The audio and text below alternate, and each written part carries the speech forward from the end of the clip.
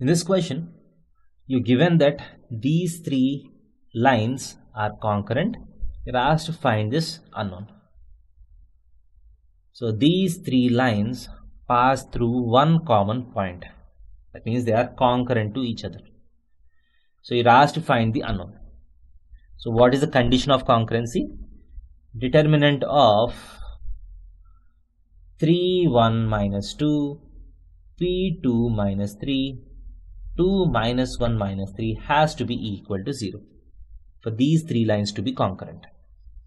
So this implies 3 times minus 6 minus 3 minus 1 times minus 3p plus 6 minus 2 times minus p minus 4 has to be equal to 0.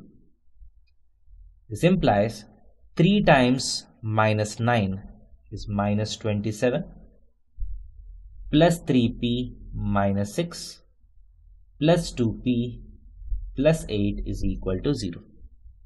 This implies 3p plus 2p is 5p.